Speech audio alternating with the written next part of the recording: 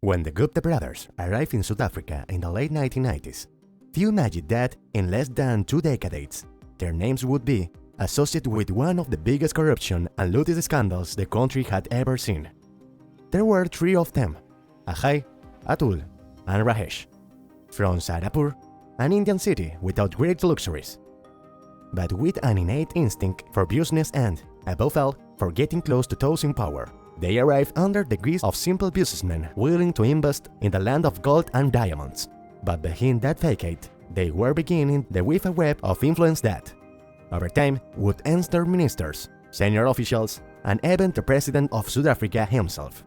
From the very beginning, the Gupta's strategy was clear: cultivate relationships with the political elite.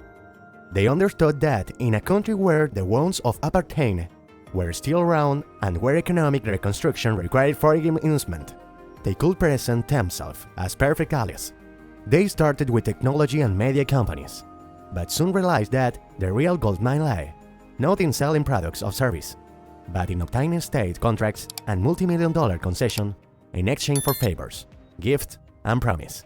Over the years, their influence grew to the point where they controlled key ministers, and if they were extensions of their office, their private parties became venues for deals involving sums most South Africans could never imagine. In mansions decorated with marble from Italy and crystal chandeliers imported from France, the brothers entertained politicians and businessmen, surrounded by tables covered with silk tablecloths and wine glasses that cost more than the annual salary of an ordinary worker. But the Guptas didn't just invest in invisible luxuries. They also built a hidden machinery to divert public funds into their business. Millions of rands disappeared from projects intended to improve hospitals, roads, and schools, and ended up funding their extravagant whims. Private jets worth tens of millions of dollars, diamond and emerald jewelry paced around at private dinners, and a fleet of luxury cars that included Rolls-Royce, Bentleys, and Maseratis, all kept in climate-controlled garage to keep their paintwork shiny. One of the most symbolic episodes of their brassness was the famous landing at the Waterkloof military base in 2030. A private plane loaded with waste for the wedding of a Gupta niece used a facility reserved for the exclusive use of the South African military, as if it were a personal airport. That flight, loaded with French champagne, Iranian caviar, and haute couture dresses, became a metamorph for their power. They could bend the rules of the state to their whim. Meanwhile, the media began investigating and publishing leaks.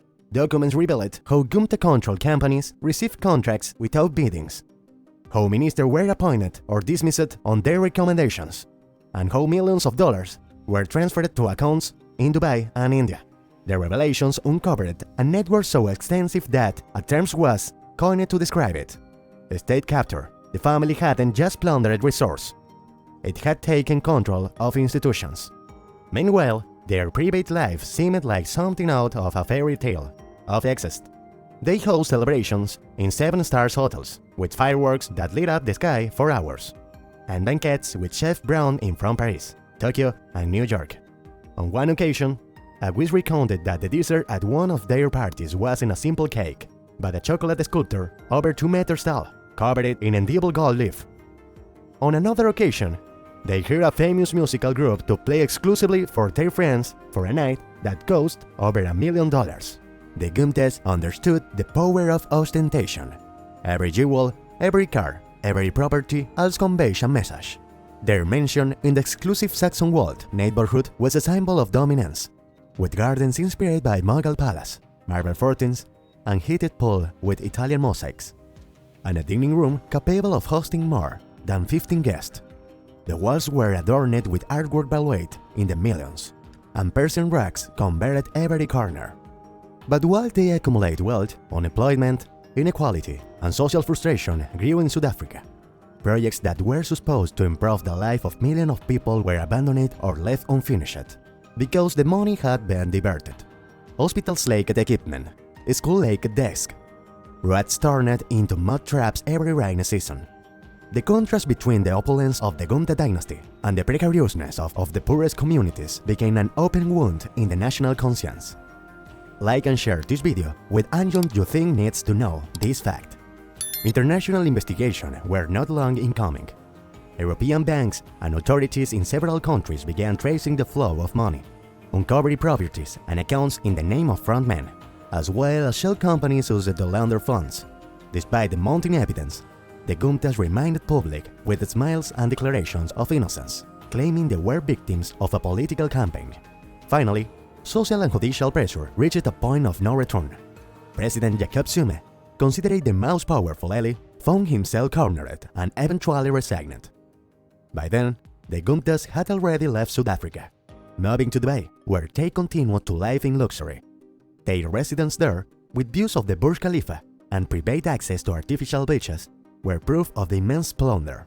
Although South Africa continues to seek their extradition to face charges of corruption, money laundering, and organized crime, the Gupta's history has left a deep scar, not only because of the lost money, estimated to be in the billions of rands, but also because of the way they demonstrate that a small group of people, well-connected and ambitious, could manipulate an entire system for their own benefit. And while for many, the Guptas are synonymous with corruption, for others, they represent an eternal warning. Unchecked wealth and power can devour the most solid institutions. Their parties, mansions, jewels, and planes are still remembered, not as achievements, but as trophies tainted by greed. The Gupta family's lifestyle in South Africa was so exaggerated that even among the country's millionaires, they stood out like characters in an Oriental tale brought into the 21st century.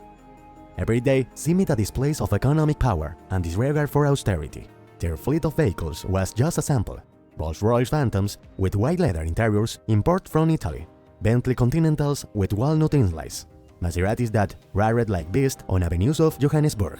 Each car was registered to one of their companies, as if it were just another corporate expense, and was camped in subterranean garage, lit by soft lights to keep the shine of the paint and chrome immaculate. Their way of traveling was also part of the myth. They had access to private jets that could take off in minutes, equipped with full suites, marble showers, and menus created by personal chef. Inside, tables were covered with Egyptian linen tablecloths, and champagne flowed in cut glass glasses. These flights weren't just for transportation. They were meeting rooms in the air, where million-dollar deals were closed on Persian carpets covering the floor of the aircraft. From there, they could fly to Dubai for a quick jewelry purchase or to London to attend a private auction. Spending on fashion and accessories was another chapter of excess. The Gupta wives and relatives wore pink diamond necklaces, limited edition Swiss watches, and handmade handbags that cost more than a house in the suburbs of Pretoria. Tailors from London's Savile Row traveled to South Africa to take measurements and create bespoke suits from gray fabrics, while Italian shoemaker crafted one of a king's shoes with gold-embroidered initials. Their celebrations were a spectacle that blended ostentation and political power. They invited ministers, ambassadors, and magnates from different industries to themed dinners in halls decorated with fake columns and Renaissance-style painted tailings. The food wasn't served on ordinary plates. Ancient arrived on Limoges porcelain tableware, and desserts often featured gold-plated edible sugar pearls. Orchestras played live, and international artists were occasionally brought in to entertain guests, regardless of the cost. Thanks for joining us this far. Subscribe and tap the bell so you don't miss our next videos.